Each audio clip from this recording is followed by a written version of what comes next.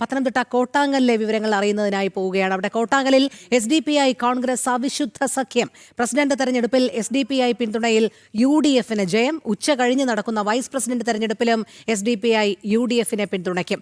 ഗോകുൽ രമേശ് ചേരുന്നു വിവരങ്ങളുമായി. ഗോകുൽ, നമുക്കറിയാം പത്തനംതിട്ട കോട്ടാങ്ങലിൽ കഴിഞ്ഞ തവണ SDPI LDFനെയാണ് പിന്തുണച്ചത്. SDPI കോൺഗ്രസ് സഖ്യമാണ് ഇപ്പോൾ നടക്കുന്നത്. എന്തായാലും ഈ അവിശുദ്ധ സഖ്യത്തോടുകൂടി കോൺഗ്രസ് ഭരണത്തിലേറുന്ന കാഴ്ച തന്നെയാണോ നമുക്ക് കാണാൻ കഴിയുന്നത്? അതായത് 2020 LDFനെയാണ് SDPI പിന്തുണച്ചതെങ്കിൽ ഇപ്പോൾ 2025 UDFന് പരസ്യമായിട്ട് പിന്തുണ നൽകിയിരിക്കുകയാണ്.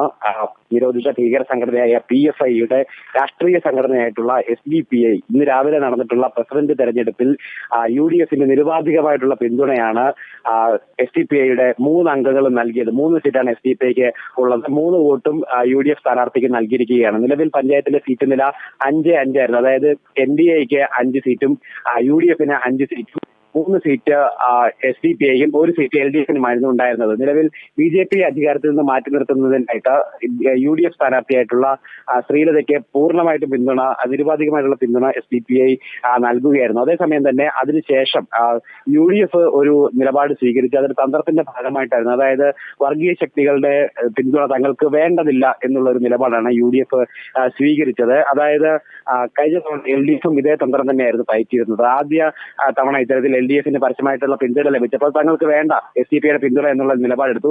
അതിനുശേഷം രണ്ടാമത് വീണ്ടും തെരഞ്ഞെടുപ്പ് നടന്നപ്പോൾ വീണ്ടും ഈ രീതിയിൽ തന്നെ പിന്തുണ വേണ്ട എന്ന് LDF നിലപാടെടുത്തു. മൂന്നാമത്തെ തവണയും പ്രസിഡന്റ് തെരഞ്ഞെടുപ്പ് നടന്ന വേളയിലാണ് ഈ പിന്തുണ സ്വീകരിക്കുന്നതിനായിട്ട് LDF തയ്യാറായത്. എന്തായാലും ഇക്കുറി കോൺഗ്രസും ആ രീതിയിൽ തന്നെ ഒരു തന്ത്രമാണ് പയറ്റുന്നതെന്ന് സംശയിക്കേണ്ടിയിരിക്കുന്നു. ആദ്യഘട്ടത്തിൽ എന്തായാലും തീവ്രവാദി ശക്തികളുടെ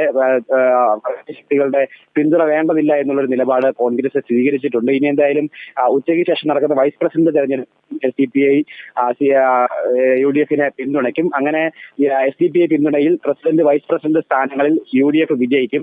ആ 2 സ്ഥാനങ്ങളും പിന്തുണ വേണ്ടതില്ലാത്ത സാഹചര്യത്തിൽ രാജിവെക്കും എന്നുള്ളതാണ് UDF അറിയിച്ചിരിക്കുന്നത്. അങ്ങനെയാണെങ്കിൽ 1 മാസത്തിന് ശേഷം വീണ്ടും ഈ പദവികളിലേക്ക് തെരഞ്ഞെടുപ്പ് നടക്കും. അന്നും ഈ പിന്തുണ SDPI നൽകുമോ അല്ല ഇല്ലയോ എന്നുള്ള കാര്യം വ്യക്തമാക്കണം. കാരണം SDPI ഒരു നിലപാട് ഇപ്പോൾ വ്യക്തമാക്കിയിട്ടുണ്ട്. അതായത് ഇന്ന് 2 തെരഞ്ഞെടുപ്പിലും പിന്തുണയ്ക്കും. ഇനി ഈ പിന്തുണ വേണ്ടാത്ത സാഹചര്യത്തിൽ നടക്കാൻ പോകുന്ന തെരഞ്ഞെടുപ്പ് ഒരുപക്ഷെ UDFന് പിന്തുണ നൽകിയേക്കില്ല എന്നുള്ളൊരു പ്രസ്താവന ഇപ്പോൾ SDPIയുടെ ഭാഗത്തു നിന്നും വരുന്നുണ്ട്. അത് എത്രമാത്രം പ്രായോഗികമാകുമെന്നുള്ള കാര്യം അറിയുകയില്ല. എന്തായാലും BJP അധികാരത്തിൽ നിന്ന് മാറ്റി നിർത്തുന്നതിന് വേണ്ടിയിട്ടാണ് ഇത്തരത്തിൽ തങ്ങളൊരു നിലപാട് സ്വീകരിച്ചതെന്നുള്ളതാണ് SDPIയുടെ നേതാക്കൾ പ്രതികരിച്ചിരിക്കുന്നത്. എന്തായാലും ഈ UDFും അതിന് ഇടതുപക്ഷവും UDFും LDFും ആ ഒരു അവിശുദ്ധ കൂട്ടുകെട്ടിനെ ഒത്തുചേരുന്നു എന്നുള്ളതാണ് ഇവിടെ ഏറെ ശ്രദ്ധേയമായിട്ട് നോക്കിക്കാണേണ്ടത്.